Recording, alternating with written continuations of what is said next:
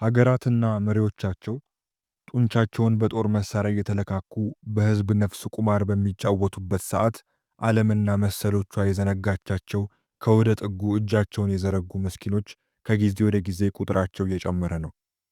ከድህነት ወለል በታች ሆነው በስቃይ የሚሞቱ ህዝቦች ዛሬም ድምጻቸው እንደ ኑሯቸው ደካማ ሆኖ የመሪዎቻቸው ጆሮ ጋር ሊደርስ አልቻለም። በትግራይ በህፃስ ካምፕ የሚገኙ ተፈናቃዮች በምግብ እጦት እየሞቱ መሆኑ መዘገቡ የብዙዎችን ልብ ቀጥ ያደረገ ነበር። በመጠለያ ካምፑ የሚኖሩ በብዙ ሺህ የሚቆጠሩ አረጋውያን የሚላስ የሚቀመሳተው ቆዳቸው ካጥንታቸው ተጣብቆ የኢትዮጵያን የአንድ ወቅት የድርቅና የረሃብ መልክ ለዓለም እያስታወሱ ይገኛሉ። በዚህ ጉዳይ ላይ የምንለው ይኖረናል። አብራችሁን ቆዩ። ከሰሞኑ ከወደ ትግራይ የተሰማው ዜና ብዙዎችን አስደንግጧል። እንደ ቲክቶክ ባሉ የማህበራዊ ሚዲያ ማሰራጫዎች ላይ በስፋት የታየው በረሃብ የደቀቁ ሰዎች ምስል ሰፊ መነጋገሪያ ሆኗል። ሪፖርተር ጋዜጣ እንዳስነበበው ከሆነ በስደተኛ መጠለያ ካምፕ ውስጥ የሚገኙና ከምዕራብ ትግራይ የተፈናቀሉ በርካታ ሰዎች ከቀን ወደ ቀን ወደ ከፋ ረሃብና ረሃቡን ተከትሎ በሚከሰት በሽታ እየተጠቁና ለሞት እየተዳረጉ መሆናቸውን የተለያዩ ፖለቲካ ፓርቲዎች ነገሩኝ ብሎ አስፍሯል። ህወሓት፣ ስምረት ፓርቲና ኢሃፓ ጉዳዩን አስመልክቶ በየግላቸው መግለጫ ያወጡ ሲሆን በመግለጫቸውም በካምፕ ውስጥ የሚገኙ ተፈናቃዮች አስቸኳይ ድጋፍ እንደሚያስፈልጋቸው ገልጸዋል። ከዚሁ ጉዳይ ጋር ተያይዞም በሌተናንት ጀነራል ታደሰ ወረደ ፕሬዝዳንትነት የሚመራው የትግራይ ክልል ጊዜያዊ አስተዳደርም ችግሩን በማመን ሁኔታዎች እንዲሻሻሉና መሬት ላይ ያለውን ችግርም ለመፍታት እየሰራው ነው ብሏል። ህወሓት በመግለጫው ላይ ለደረሰው ችግርና ከጊዜ ወደ ጊዜ መባባስ የፌዴራል መንግስቱን ተጠያቂ አድርጓል። ሁኔታው እየተባባሰ የመጣው ለስደተኞች ይቀርብ የነበረው ሰብአዊ እርዳታ ከጊዜ ወደ ጊዜ እየቀነሰ በመምጣቱ ነው ብሏል። ህወሓት የህፃጽን ወቅታዊ ሁኔታ ለራሱ ፕሮፓጋንዳ ማሰራጫ እየተጠቀመበት እንደሆነ እየተዘገበ ይገኛል። በመግለጫው ላይም የፕሪቶሪያው ስምምነት ሳይሸራረፍ ተግባራዊ እንዲደረግ በማሳሰብ የትግራይ ህዝብና ፓርቲው ስምምነቱ እንዲቀለበስ ፍላጎት እንደሌላቸው፣ ነገር ግን የክልሉ ሉዓላዊ ግዛት እየተወረረ ነዋሪዎች በታጣቂዎች እየተገደሉና በመጠለያ ጣቢያዎች ውስጥ እየሞቱ እየተመለከተ እንደማይታገስ አስታውቋል። ለትግራይ ህዝብ ቆረቆራለሁ የሚለው ህወሓት ዛሬም የመጨረሻውን መፍትሄ ጦርነት አድርጎ የቀረበ ይመስላል። ስለ ህጻጽ መግለጫ ለመስጠት በተወጠነበት መድረክ ላይ ወትሮም የሚያነሳውን የፕሪቶሪያ ጉዳይና የፌዴራል መንግስቱን መክሰስን አስተጋብቶበታል።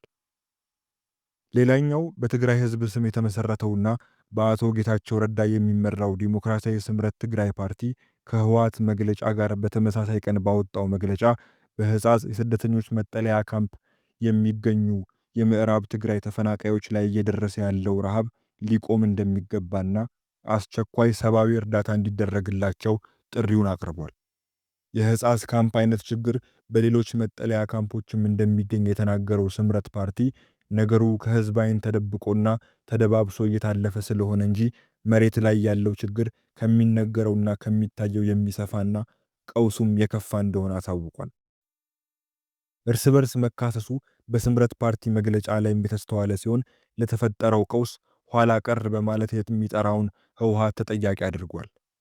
የፕሪቶሪያው ስምምነት ሙሉ በሙሉ ከማስፈጸም ይልቅ ሁሉንም ነገር ከስልጣንና ከቡድናዊ ጥቅም አኳያ ብቻ በመመልከትና ህዝቡን እንደ መያዣ በመጠቀም ወደ ተወሳሰበ ስቃይ አሸጋግሮታልም ብሏል። የትግራይ ጊዜያዊ አስተዳደርም የህጻጽን ጉዳይ በቅርበት እየተከታተለው እንደሚገኝ አሳውቋል። እየተደረገ ላለው መረባረብም በሰብአዊ እርዳታዎች ላይ እየተሳተፉ ያሉ አካላትን አመስግኗል። እርዳታውም ቀጣይነት ያለው እንዲሆን የጠየቀው ጊዜያዊ አስተዳደሩ በህጻጽ ስደተኞች መጠለያ ካምፕ ያለው ችግር የከፋ ቢሆንም በሌሎች የስደተኞች መጠለያ ካምፖች ተመሳሳይ ችግር መኖራቸውን አያይዞ ጠቅሷል። የኢትዮጵያ ህዝባዊ አብዮታዊ ፓርቲ ወይም ኢሃፓ በህጻጽ የስደተኞች መጠለያ ካምፕ ውስጥ የተፈጠረው ችግር ፖለቲካዊ ያመጣው ጣጣ ነው ብሎ እንደሚያምን አሳውቋል። ለዘመናት በጦርነት ሲሰቃይ የነበረው የትግራይ ህዝብ አሁንም ፖለቲካዊ ወለድ በሆነ ምክንያት በከፍተኛ ስጋት ውስጥ እንደሚገኝ ተመልክቻለሁ ብሏል። ጦርነቱ ከቤት ንብረታቸው ለያይቶ ያፈናቀላቸው ህዝቦች ተጠልለንበት ባሉበት ቦታም ሆዳቸውን ሞልተው ማደር አቅቷቸዋል ይላል የኢሃፓ መግለጫ።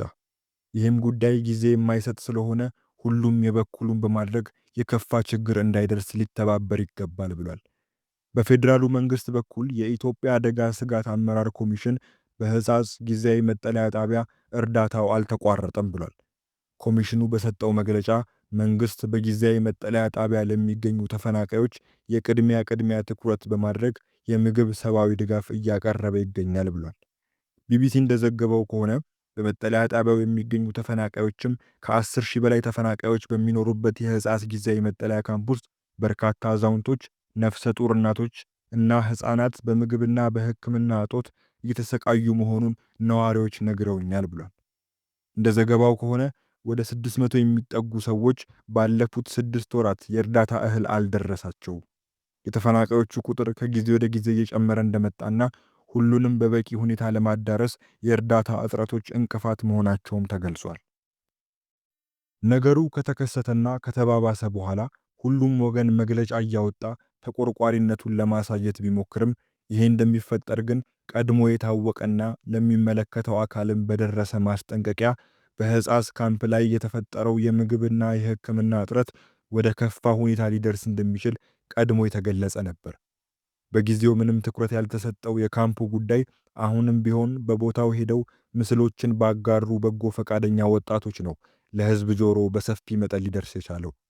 የትግራይ ክልል ጊዜያዊ አስተዳደር ፕሬዝዳንት ሌተናል ጀነራል ታደሰ ወረደም ማክሰኞ ታህሳስ 14 2018 ዓ.ም በሰጡት መግለጫ በሕጻጽ የተፈናቃዮች መጠለያ ጣቢያ ውስጥ ባሉ ወገኖች ላይ ያጋጠመውን የረሃብ አደጋ የሚያሳይ ቪዲዮ ለሕዝባቸው በሚቆረቆሩ ጥቂት ወጣቶች መውጣቱን ተናግረዋል። ጄኔራሉ በመግለጫቸው እንደ ሕጻጽ ሁሉ ተፈናቃይ ወገኖቻችን ባሉባቸው ሌሎች 145 መጠለያ ጣቢያዎችም በተመሳሳይ ሁኔታ ላይ ይገኛሉ በማለት ለፌዴራልና ለክልላዊ መንግስታት እንዲሁም ለመላው የኢትዮጵያ ሕዝብ የእርዳታ ጥሪ አቅርበዋል። አክለውም በመጠለያ ጣቢያ ውስጥ የሚገኙ ወገኖቻችን ወደ ቀያቸውን መመለስ ዘላቂው መፍትሄ ነው ብለዋል። የተለያዩ አካላትም ተመሳሳይ የሰብአዊ እርዳታ ጥሪ እያቀረቡ ይገኛሉ።